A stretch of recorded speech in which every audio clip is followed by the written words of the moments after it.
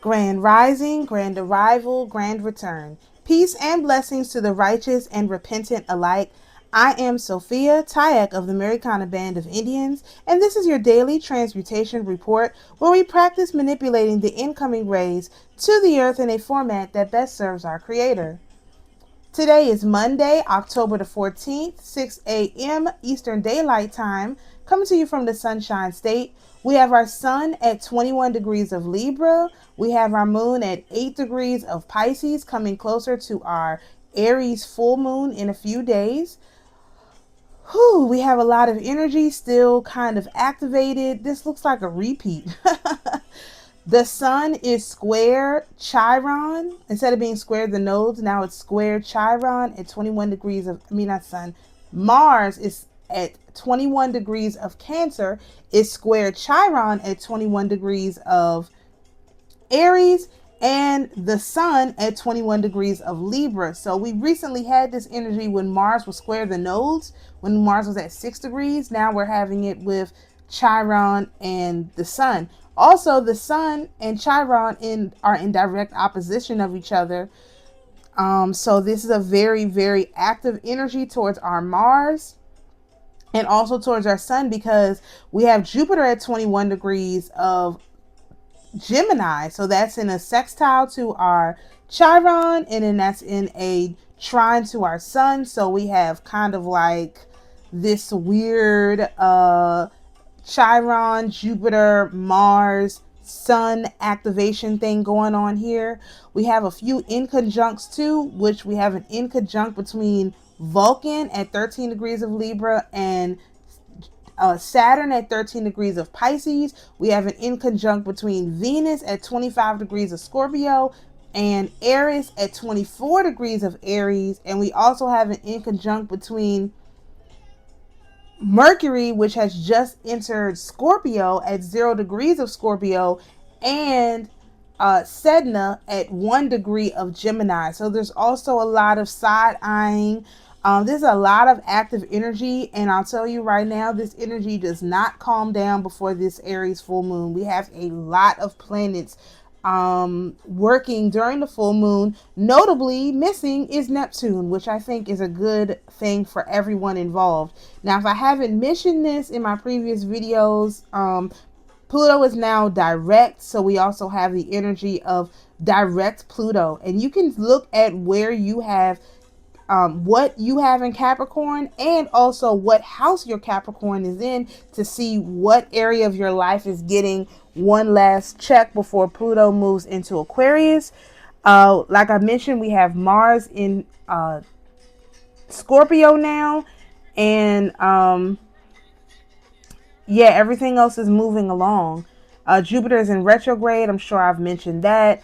So if you need a more in-depth look at the astrology, please contact your favorite local astrologer who is more equipped to give you that information.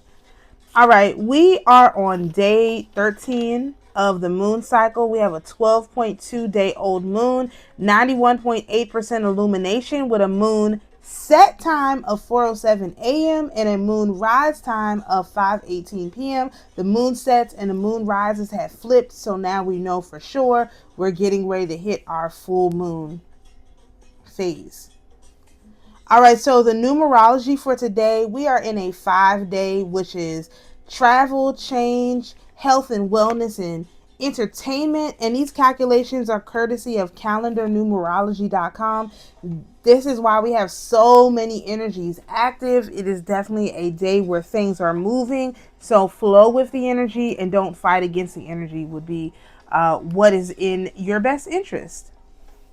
All right, so for our astrotorography sun sign decan, we are in 4 of Swords energy.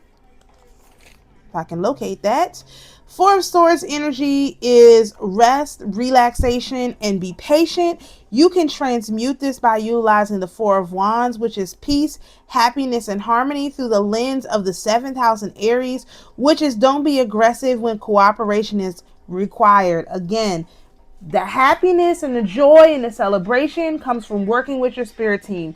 Let your spirit team, let your ancestors do the heavy lifting right now. I feel like In the first half of the year, from Aries to Virgo season, that's when we do a lot of the heavy lifting. A lot of the work is done by, the work we have to physically put in. Now we're in the inside energy, the energy that's closest to us.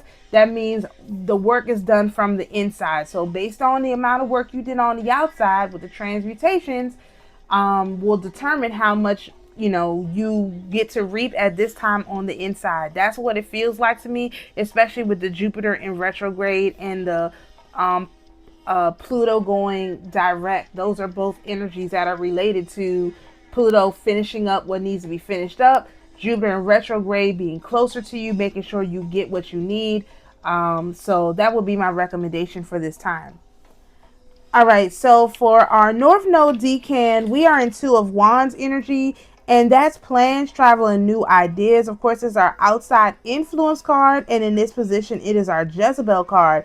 You can best transmute this by using the Two of Swords, which is our intuition card, which is solutions, difficulties, and indecisions. And you can best transmute this through the lens of the first house in Libra, which is to find yourself in others and look for your balance. So again, you need to be using your intuition on how to balance out your energy, how to balance out the ideas, the things that you want to do. Use your intuition to support that.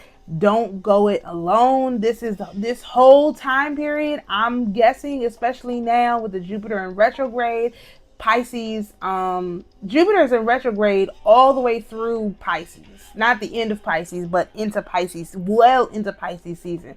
Pluto doesn't go into Aquarius until the end of November. That's almost into Capricorn season, really. So this is well into Sagittarius season. So this is all about relying on, these benefic planets in this position to help you wrap up this cycle.